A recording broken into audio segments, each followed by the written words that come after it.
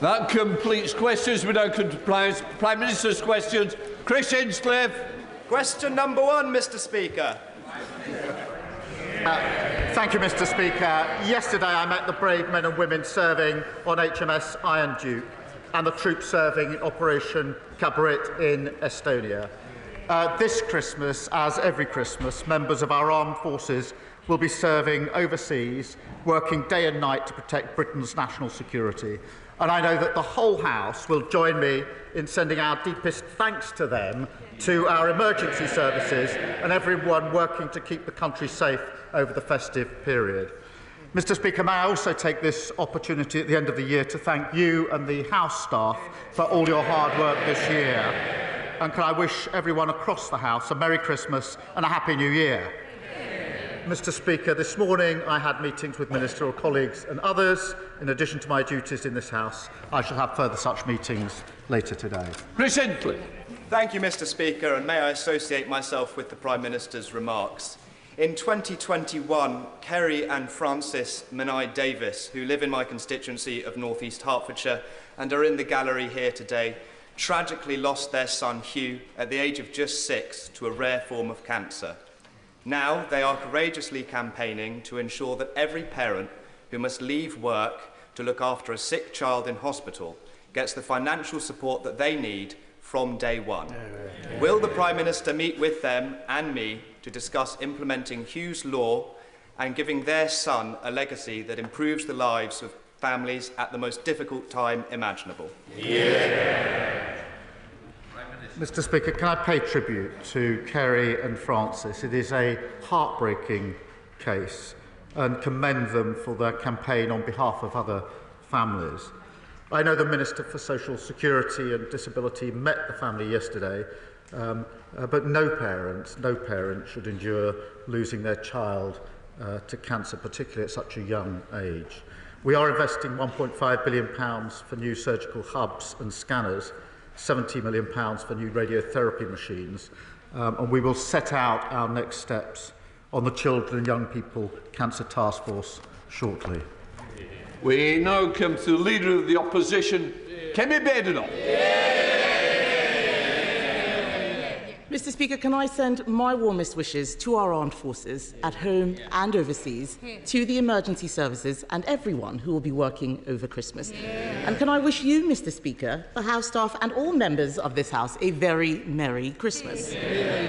Mr. Speaker, for years, the Prime Minister and his cabinet played politics with the Waspi women.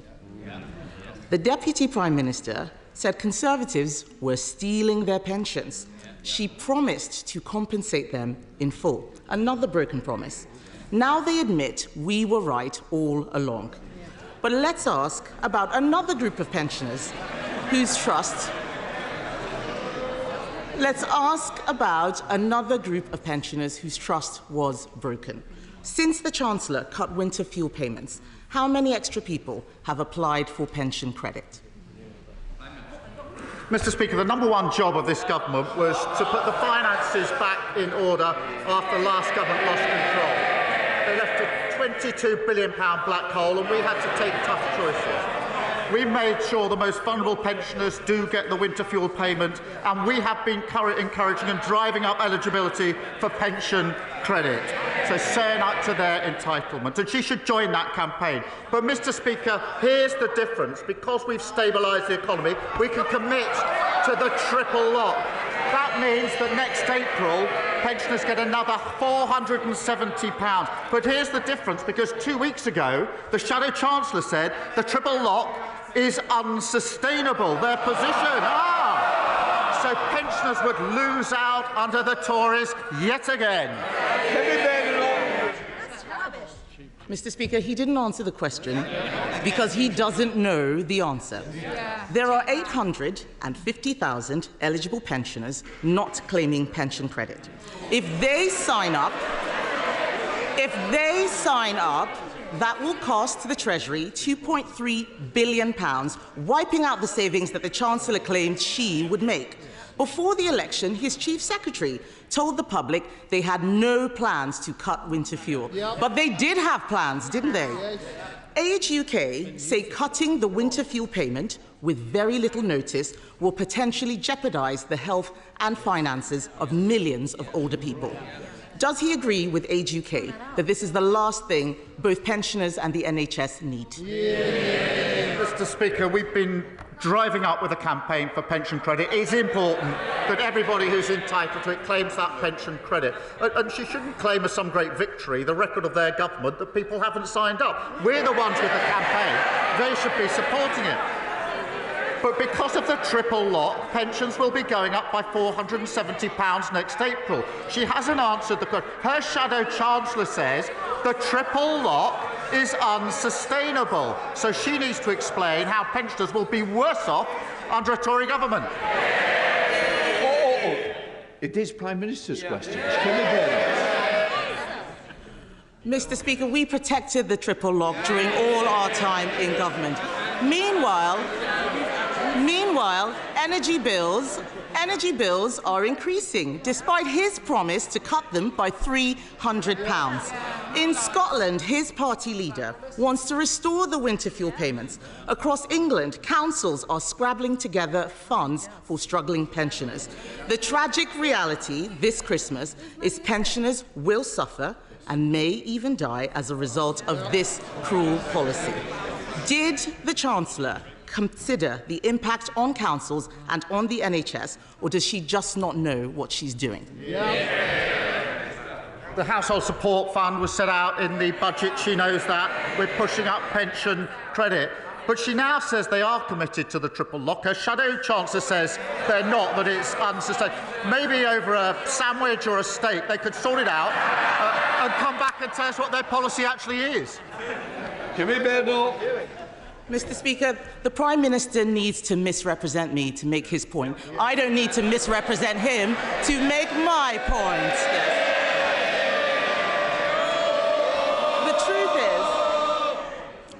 The truth is, he didn't think this through. Cutting winter fuel payments isn't just callous. It may not make savings. It could actually cost us all more. And that's not the only policy which is making things worse. The Chancellor's budget is a body blow to family businesses and also charities. Marie Curie have warned that Labour's budget will cost them nearly £3 million a year. This is a cancer charity saying they have no option but to reduce services. Did the Chancellor tell the Prime Minister that her jobs tax was going to hit charities? Mr. Speaker, she's asked 3 questions about winter fuel with her leaving out. I'll come to that. But she's changed her mind on this. She used to say that the payments were a dead weight. She said there were members of her constituency who didn't need it. They all stood in 2017 on a manifesto, a Tory manifesto, that committed to getting rid of the universal winter payments for pensioners. So we can see what their real commitment is. As for the budget, we're driving up productivity. I don't want to have to ring your mother. Prime Minister.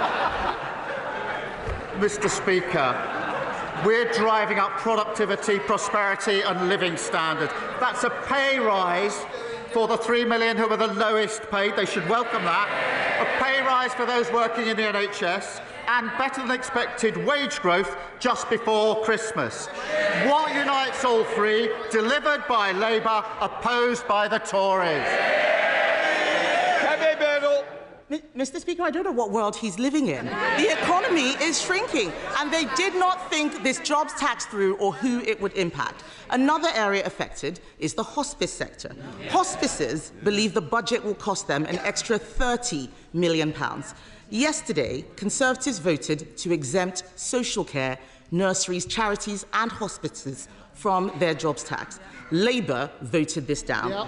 So can the Prime Minister at least agree to fund hospices so they can continue their invaluable work helping people at the end of their lives? Mr. Speaker, we put a record amount into the NHS in the budget to deal with the problem that they left, and we'll set out the funding arrangements for hospices in the new year. But it's the same old, same old. They want all the benefits. She said to herself she wants all the benefits from the budget, but she doesn't want to pay for any of them. That's what got us into the problem in the first place. Mr. Speaker, I did not hear a commitment there to help hospices, which is a shame. The truth is, this winter, people will be suffering because of his choices. The economy is shrinking, inflation is going up, and jobs are being lost because of his budget. Pensioners won't be able to heat their homes because of his government's decisions. They raised people's hopes but then smashed them with broken promises. And now we learn that he is about to give away our hard-won Brexit freedoms. Yeah. Mr. Speaker.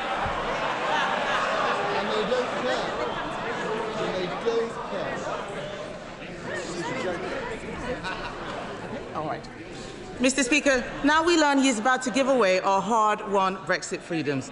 The truth is, they are punching the British people in the face, literally in the case of one of his MPs, and he will pretend that this is about the past. But we all know these are his choices, bad choices. If he's looking for a New Year's resolution, why doesn't he start with telling the truth?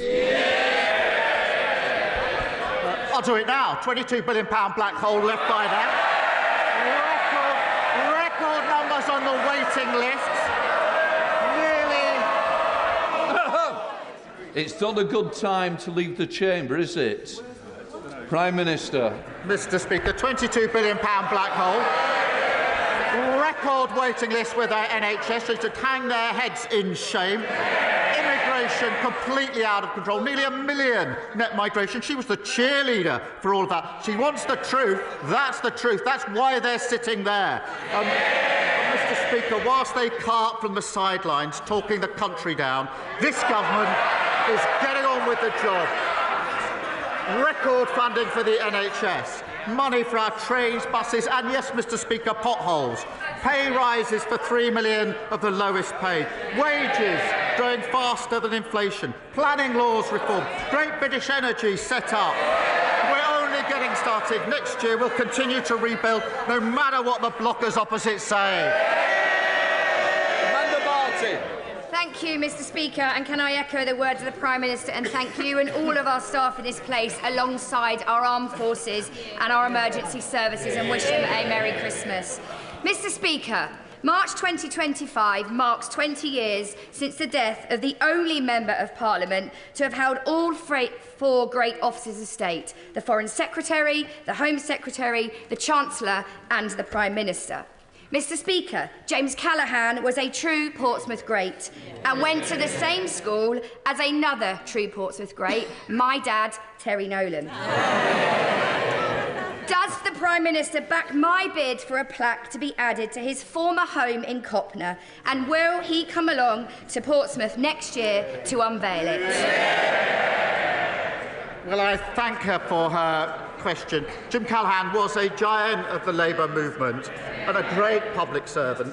Mr. Speaker, he left school at 17, served in our Royal Navy before becoming the Home Secretary, Foreign Secretary, Chancellor and, of course, finally Prime Minister. And as a proud son of Portsmouth, I'm sure he'd be honoured to be remembered in such a way. Happy Christmas. Can I just say to Mr. Mayhew, I keep hearing, I heard you the other week over here, I'm hearing again that it's not a good time to push a luck today. Right, let us come to Leader of the Liberal Democrats, Red David. Thank you, Mr. Speaker. Can I join the Prime Minister in his praise and best wishes for our armed forces and our emergency services? And can I join others in wishing you happy Christmas, Mr. Speaker, and all the staff of the Commons, and indeed everyone across this House. I'm coming to sing in a minute. Mr. Speaker, I've had the great joy of spending time recently with some amazing young people from the Bath Philharmonia Young Carers Choir. They're a brilliant example of the power of music to make a difference in young people's lives. One member of the choir, Caitlin, has even developed a special new project to spread the joy of music to young people in our schools and communities. So will the Prime Minister meet Caitlin to hear more about her exciting project and work with us and others to support music in our schools and communities? Well, Mr. Speaker, I welcome his comments, and as he will know, today we're introducing the landmark Children's Wellbeing Bill, to enable all children to succeed, including young carers. That increased the pupil funding premium to over £2.9 billion, which can be used to support pupils with identified needs, and that, of course, includes carers. And now young carers are on the school census, as he knows, that's since 2023. They have greater visibility, and schools will be better able to identify and support them. Mr. Speaker, he talks of singing. There was carols outside our front door on Monday, and my family was surprised to see the Honourable Gentleman, Right Honourable Gentleman, shamelessly plugging his song. We have strict rules about antisocial behaviour, but in the spirit of the season, I simply say Happy Christmas. Sir Ed Davies. Well, Happy Christmas, Prime Minister. Can I thank him for allowing the Young Carers Choir to sing outside number 10? I hope he and the staff enjoyed it. Our song is called Love Is Enough, but the hard truth is, for many young carers and young adult carers, actually love is not enough. These amazing young people need real action to help them with the challenges they face. So in addition to the measures that the Prime Minister just talked about, will he support the Carers Trust's Young Carers Covenant to make sure across government, across local authorities, we are supporting these young people with all the support they deserve? We should support these young people, and we continue to work across the sector to ensure all schools identify, support and record data on young carers. And of course, Mr. Speaker, we boosted the carers allowance in the budget, but I agree with him in relation to these young carers. Thank you, Mr. Speaker. Can I associate myself with the remarks of the Prime Minister in wishing everyone a very happy Christmas this year? For many in my constituency and indeed across the country, particularly those in temporary accommodation, it won't be a happy Christmas. On the Tories' watch, temporary homelessness more than doubled.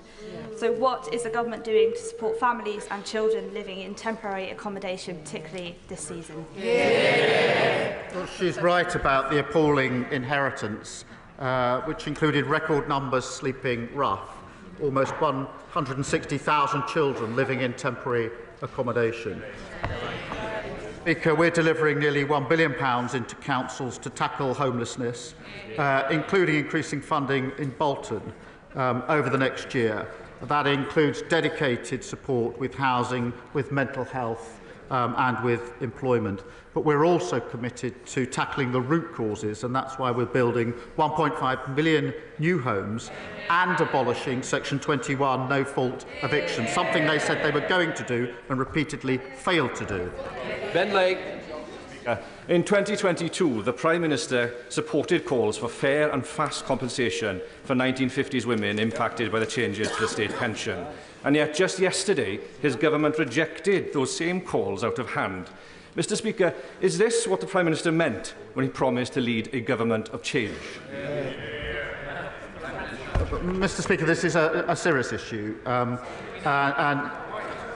Between 2005 and 2007, there were, I think, a 28-month delay in letters to women born in the 1950s about changes to pension age.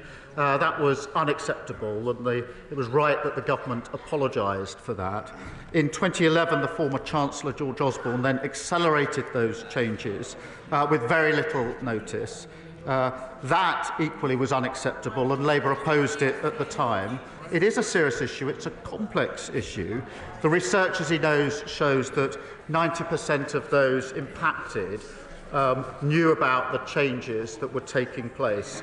And I'm afraid to say the taxpayer simply can't afford the tens of billions of pounds in compensation when the evidence does show that 90% of those impacted did know about it. That's because of the state of our economy. O'Brady. Thank you, Mr. Speaker. Recent data shows that almost 11,000 Scots have been waiting for hospital treatment for over 2 years after referral. The equivalent number in England is around 113. Would the Prime Minister agree with me that this shows the catastrophic damage the SNP government have done to the Scottish NHS? Well, he's right when he says the SNP is letting down patients in Scotland. As the Scottish Auditor General says, greater leadership is needed in the Scottish NHS. Waiting list targets are being missed. Spending on agency staff is skyrocketing. And delays to patient discharge are hitting record levels. They seem to be proud of that appalling record. We've provided the money, they've got the powers, they've run out of excuses. Blake Stevenson. Thank you, Mr. Speaker. Since the summer, thousands of commuters using Harlington and Flitwick stations have had to put up with nearly 8% of trains being cancelled in the evening peak, and nearly a third of trains that do arrive are more than 5 minutes late.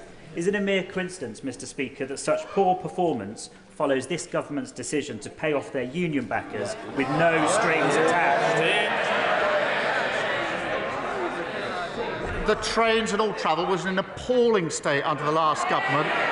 We're clearing that up and fixing it, and he should be welcoming that. Ian Byrne. Thank you, Mr. Speaker. The Parliamentary Ombudsman concluded that an injustice was done to 1950s-born women. It ruled that they are owed compensation and asked Parliament intervened to deliver justice. In my constituency of Liverpool, West Derby, I have more than 5,000 women affected. And alongside a great many members in this House, I believe these women are owed compensation for the injustice done to them at the hands of the state. So will the Prime Minister give members the opportunity to vote on whether they believe Waspi women are owed compensation? Well, Mr. Speaker, I've just set out the factual background and the percentage that knew about the change. And the simple fact of the matter is, in the current economic circumstances, the taxpayer can't bear the burden of tens of billions of pounds in compensation. Well, they're chuntering away. In 14 years, they accelerated the changes and not once spoke about compensation. Rebecca Smith. Thank you, Mr. Speaker. My constituents, Caroline and Savannah, are just two of thousands across Devon, Cornwall and beyond who are living with postural tachycardia syndrome and have been unable to access adequate treatment since the retirement of the only consultant available to work with them in July. What action can the Prime Minister take to help me secure the treatment that my constituents need, and will he agree to meet with me and them to discuss the treatment of POTS in more detail? Well, I thank her for raising this important issue on behalf of her constituents. It does underline the critical importance of the NHS workforce plan that we will deliver next summer to ensure that the export workforce is in place to get the NHS back on its feet. I am proud that we're investing an additional £22.6 billion to fix our NHS, and I will, of course, make sure she gets a meeting with the relevant minister to deal with the issues of concern to her constituents. Jodie Gosling. Thank you, Mr. Speaker, and a very Merry Christmas. May I associate myself with the comments of the Prime Minister and my gratitude to all of those that serve our communities over Christmas. I'd like to give special credit to foster carers in Nuneaton and across the UK for the incredibly important role that they play. We know that their care transforms lives, but the foster carers in Nuneaton tell me that there simply isn't the support that there used to be, and over 17% of children are waiting over 4 years for care.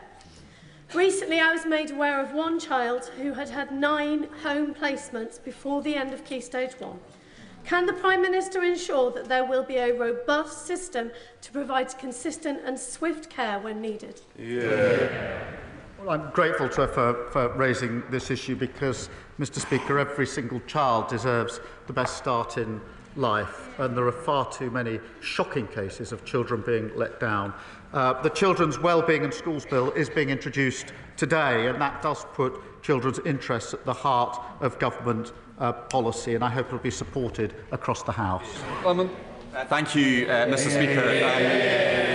Labour promised not to raise taxes on working people, but farmers are some of the hardest working people that I know. Peter Douglas from Jedburgh has looked at the details of this policy, and he says Labour's inheritance tax increase will prevent him passing on his family farm to his son and daughter.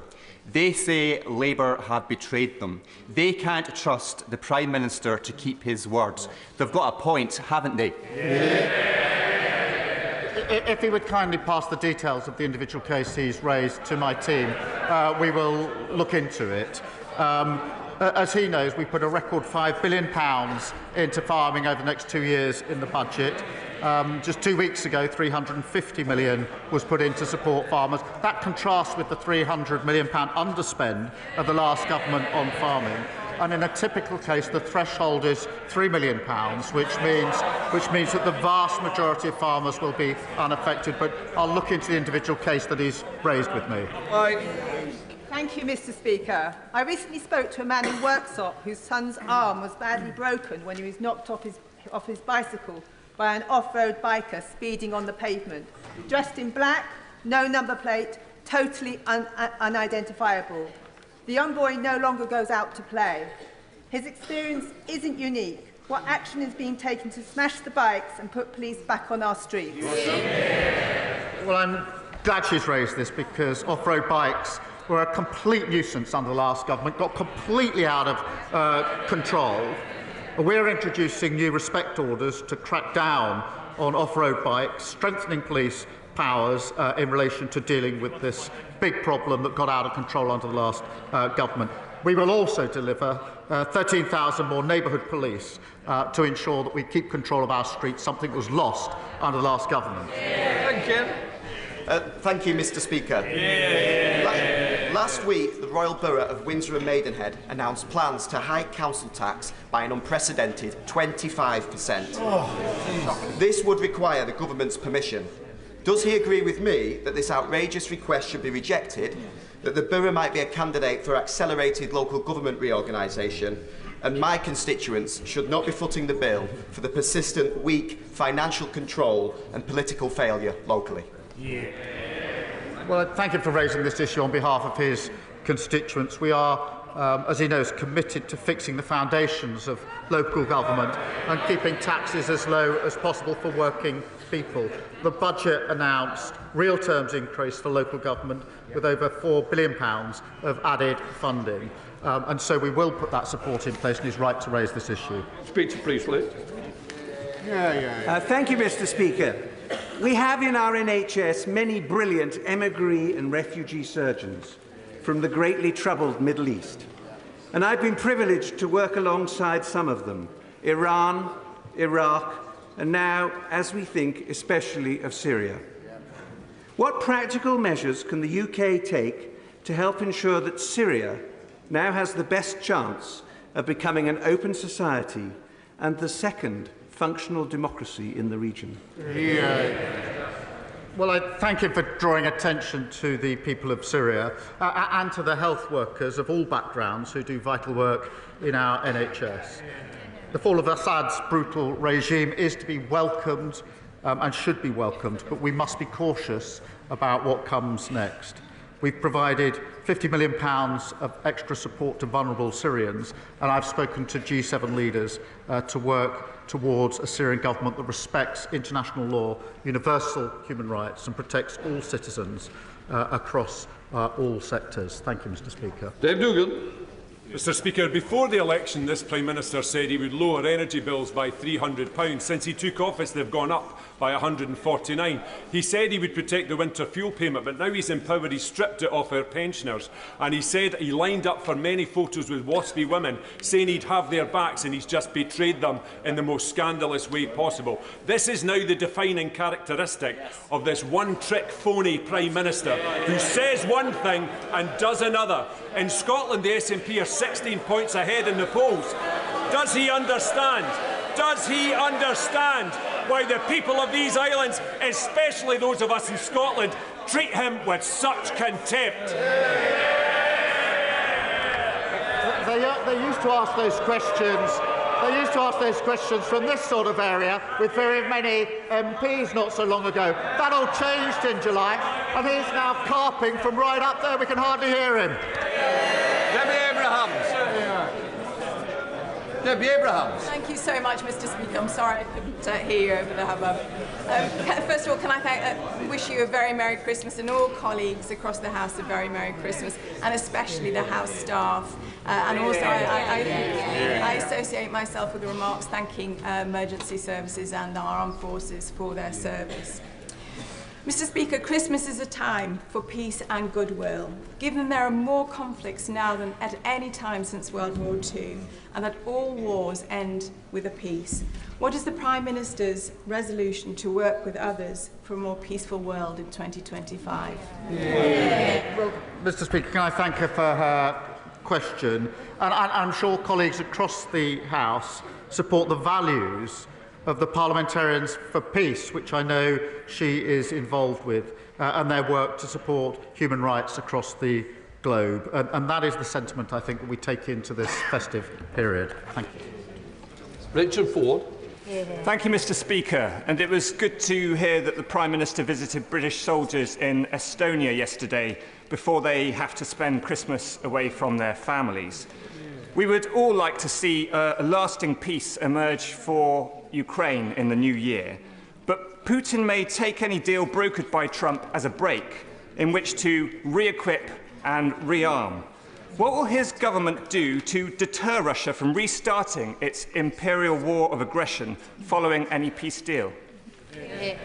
Well, can I congratulate him on his appointment to the Intelligence and Security Committee and thank him for raising the question of our troops in Estonia who will be there over Christmas without their families, and they're right on the front line with a very clear sense of purpose as part of our NATO contingent, and we thank them. He's right that we must continue to support Ukraine, and that was the subject of our discussions in Estonia yesterday, and make sure Ukraine is put in the strongest possible position, whether negotiations or not, and be absolutely clear that this conflict could be ended straight away if the aggressor, Russia, backed off. Mother of the House, Diane Abbott.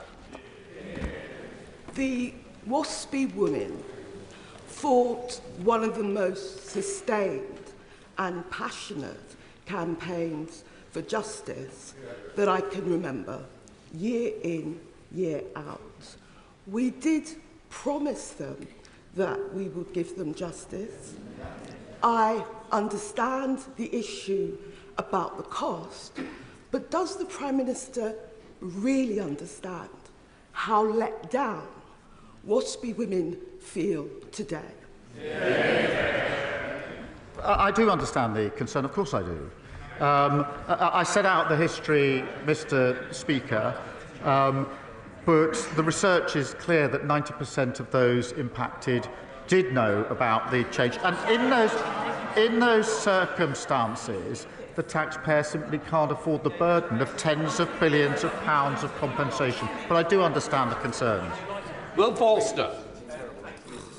I know the Prime Minister is aware of the case of my constituent, Zara Sharif, who was brutally tortured and appallingly murdered by her father and her stepmother. I want Zara's legacy to be one where she's the last vulnerable child to be killed by people that should have looked after her. Will the Prime Minister ensure that an independent inquest and review is taken into Zara's death and it's held immediately in the new year so we can learn why public authorities failed, so we can ensure that it never happens again? He rightly raises this absolutely harrowing case, and it is important that all the lessons are learned. There is an independent process going on, but we must be clear about overhauling children's social care to keep young people safe and looking again about the framework for homeschooling, amongst other things. So we need to learn those lessons. We are taking steps. There is a process going on at the moment, and I'll update the House in due course. Alan Strickland. Thank you, Mr. Speaker. Can I thank the Prime Minister for the leadership he has shown in securing the £500 million deal to secure the future of the Hitachi rail factory in my constituency. A factory left in the lurch by the party opposite for years. And will he agree with me that what we also need is a long-term plan for our proud high-tech rail manufacturing to drag it out of the mire it was left in by the Tories? Thank you for that question. They really shouldn't groan. I went up to the Hitachi factory earlier this year before the election. The workforce were extremely anxious about the situation because they feared that there would be a gap between contracts this is a gap that might mean people aren't going to get laid off, and he's chuntering from a sitting position, unable to understand the impact on working people.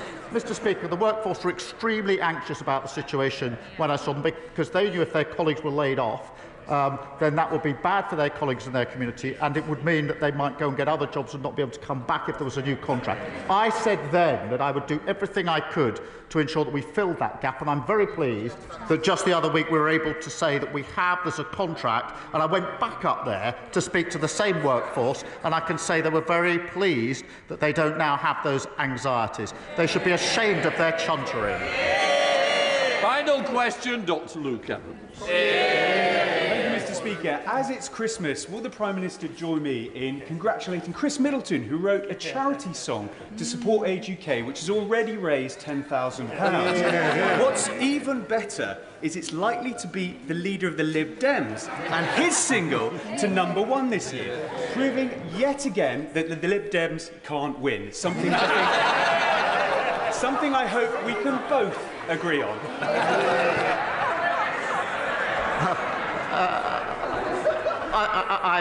I'm not going to adjudicate between the contending singles for the top of the charts, but I will end, Mr. Speaker, this is the last question, I think, by just repeating a happy Christmas and a peaceful New Year to everyone across the House. Right, we'll let the front benches change up.